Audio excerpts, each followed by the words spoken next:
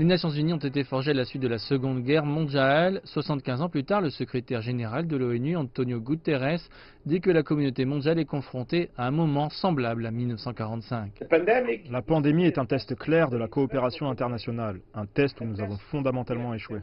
Le Covid-19 a maintenant pris la vie de plus d'1 million de personnes dans le monde et lors d'une réunion du Conseil de sécurité sur le coronavirus qui s'est tenue pendant l'Assemblée générale des Nations Unies, les puissances mondiales sont restées divisées. En fait, j'ai vraiment honte de ce conseil.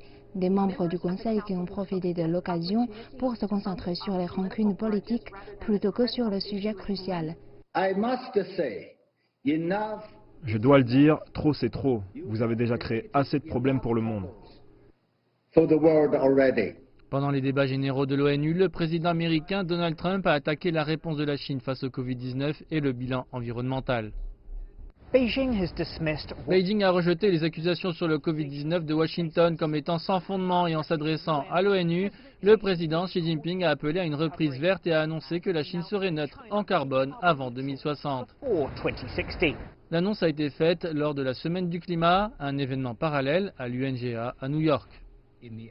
C'est conforme à ce que l'accord de Paris sur le climat préconise, à savoir d'être à zéro émission nette d'ici la seconde moitié du XXIe siècle, et le fait que c'est le plus grand émetteur et l'une des plus grandes économies au monde qui prévoit de le faire est extrêmement important.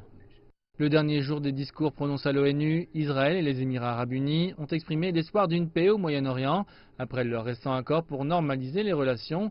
La RPDC s'est également adressée à la communauté internationale. Nous sommes parvenus à une dissuasion fiable et efficace de la guerre d'autodéfense en nous serrant la ceinture. La paix et la sécurité de la péninsule coréenne et de la région sont maintenant fermement défendus. Le thème de la 75e Assemblée générale des Nations unies est « L'avenir que nous voulons, l'ONU dont nous avons besoin ». Les objectifs de développement durable de l'organisme fournissent la feuille de route, mais le Covid-19 a changé la communauté internationale de sa trajectoire.